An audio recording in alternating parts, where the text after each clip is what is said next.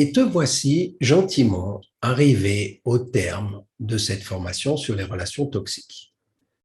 Il te reste, et je t'invite à prendre un engagement avec toi. Là, tu viens de passer 9 semaines au minimum, belle période, et j'ai envie de t'inviter à prendre un engagement pour que tu puisses, les prochaines 9 semaines, voire les prochains 6 mois, voire la prochaine année, te fixer des objectifs.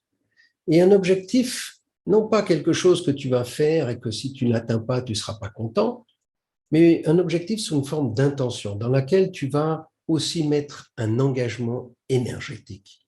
Et je vais t'accompagner à le faire.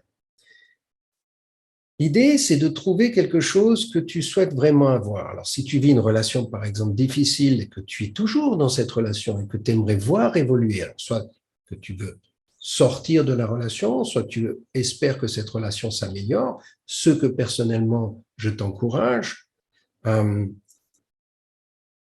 mais peut-être que tu n'y es pas encore maintenant, malgré les 9 semaines. Et donc, ça te prendra un peu plus de temps. Et on a parlé, dernier module, c'était la compassion. Accueillir, accepter l'autre comme il est et continuer à être présent quoi qu'il fasse et savoir communiquer avec une compassion dure, une compassion ferme.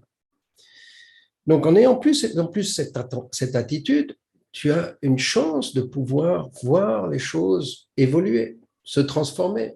Mais rappelle-toi, on n'attend rien en retour parce qu'elles vont se transformer de la manière dont c'est le plus juste pour la vie. Et donc avoir confiance que quoi qu'il arrive, ce sera juste. Mais bien sûr, on peut influencer. On va essayer d'influencer. Pour influencer, c'est qu'on va essayer de faire en lien avec ce qui est juste pour nous, le plus juste possible. Et donc, pour ce faire, je vais t'accompagner sur un petit processus, comment faire un engagement énergétique. Donc, la première des choses, c'est t'imaginer dans 6 mois, dans une année, où est-ce que tu veux être concrètement toi-même dans ta relation ou dans ta propre vie. Et imagine-toi, mets-toi bien dans ta tête que c'est la meilleure année de ta vie, que tout est possible. Et donc, essaye d'être le plus concret possible, même si tout est possible. Qu'est-ce que tu es concrètement? Où tu es, avec qui tu es, quel type de relation tu as, qu'est-ce que tu as pu faire, et ainsi de suite. Good. Déjà, de le décrire. Et le décrire, tu peux le faire si tu te rappelles, on peut faire un vision board, je ne sais plus si je t'ai parlé du vision board, mais tu peux mettre des images à quelque part et idéaliser, visualiser ces images. Je t'encourage à mettre quelques mots. Ça n'a pas besoin d'être 3 pages. Une page suffit. D'accord? Quelques principes de base que tu vas poser à quelque part, je te dirai après quoi. Où. Le deuxième, la deuxième truc pratique, la deuxième clé pratique, c'est si quelque chose doit changer, ça veut dire que tu ne vas plus faire ce que tu as fait jusqu'à maintenant. Et donc, il va falloir commencer à dire non à certaines choses. À quoi tu dis non? Et là, je t'invite vraiment à essayer d'aller regarder à quoi tu vas dire non.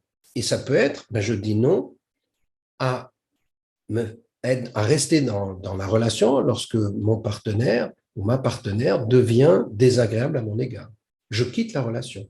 Ça peut être je dis non lorsque, admettons que mon partenaire se trouve dans un état second lié aux médicaments, lié à la drogue, lié à l'alcool. Et lorsqu'il est dans cet état-là, ma relation devient difficile. Et je dis non à être dans relation lorsque cet état est là.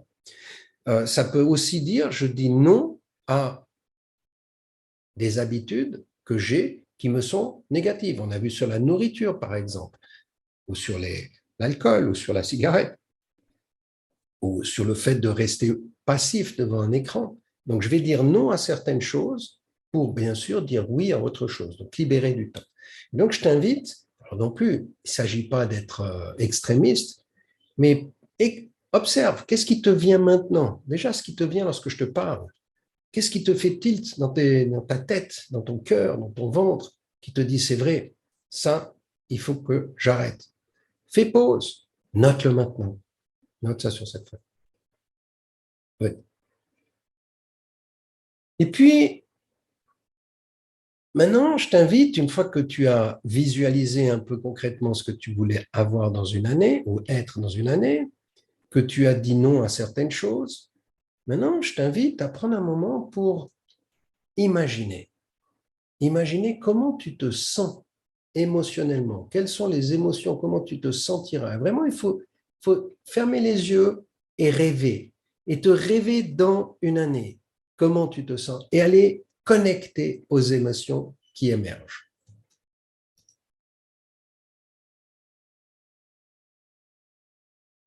Et quand tu as fait ça, je t'invite aussi à écrire ces émotions. Qu'est-ce que tu as ressenti? Comment tu t'es ressenti? Quelle est la fierté que tu as de toi-même?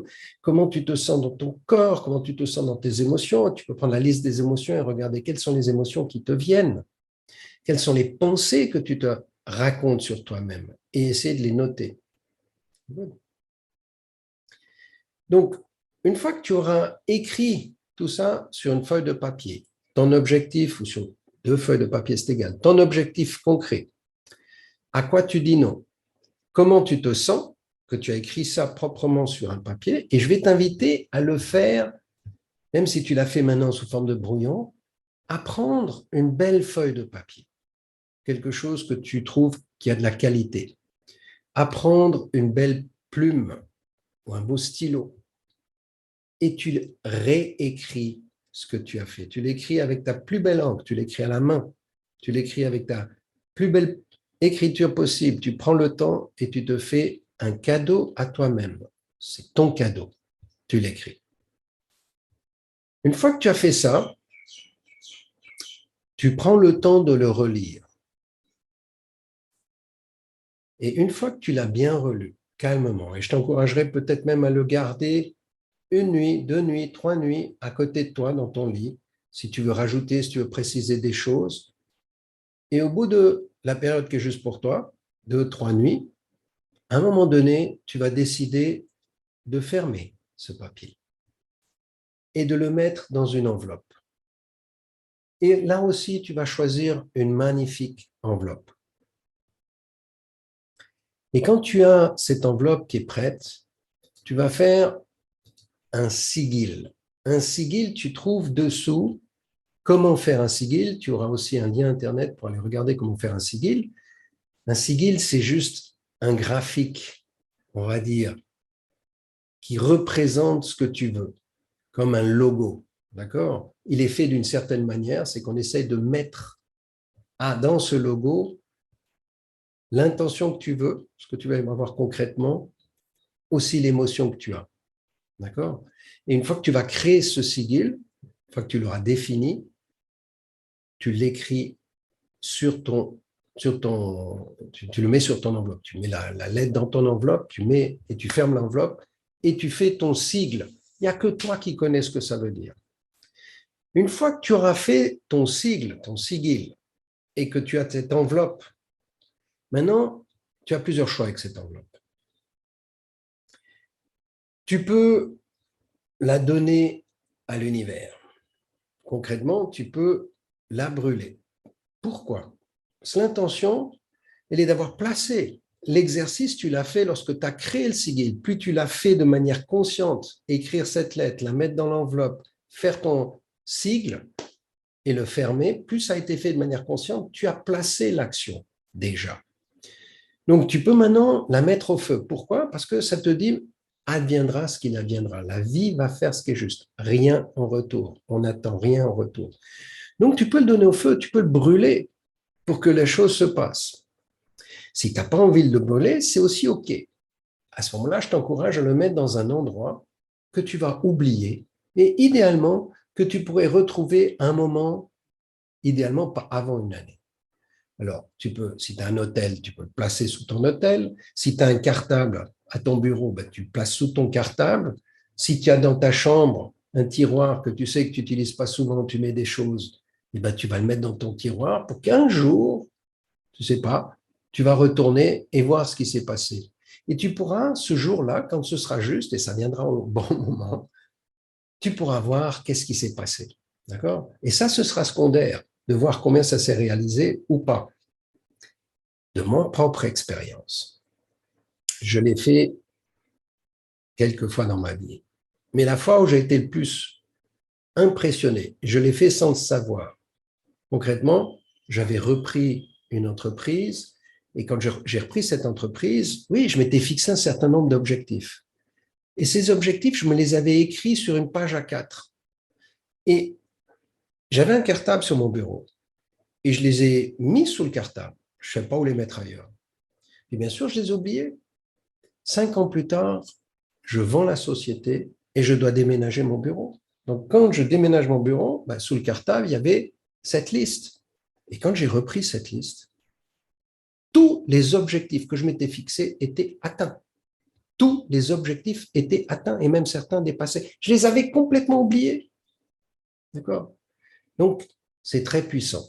Alors, je t'encourage à faire cet exercice d'écrire ce que tu veux vraiment atteindre dans une année, d'écrire à quoi tu dis non, d'écrire les émotions que tu ressentiras lorsque tu y seras. Une fois que tu as fait ça et que tu l'as mis au propre, de le mettre dans ton enveloppe, de faire ton sigle, et tu vois la description comment faire un sigle dessous, faire ton sigle, de fermer l'enveloppe, tu décides. Tu le brûles, tu le, entre guillemets, places à un endroit où tu vas l'oublier. Et je me réjouis de te revoir dans une année ou entre-temps, si jamais quelque chose se passe, et que tu me partages ce qui s'est passé, que tu nous partages à tous ce qui s'est passé. Il reste encore une dernière chose, c'est qu'une fois que tu as fini, et si tu sens que c'est juste pour toi, tu peux aussi me donner quelques feedbacks, un retour sur comment tu t'es senti, comment tu te sens maintenant. Et tu te rappelles, tu as fait un test de toxicité personnelle au début. Je t'invite maintenant à refaire le test de toxicité, que tu trouves aussi de nouveau le lien en bas, et observe qu'est-ce qui a changé si tu l'as gardé le précédent. Observe comment tu as changé dans ta toxicité, dans ton attitude vis-à-vis de la vie.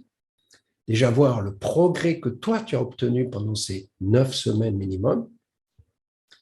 Et puis, bien sûr, je t'encourage aussi à, en me partageant qu'est-ce que ça t'a apporté, qu'est-ce que tu me suggères de faire différemment. Je suis preneur de ton retour.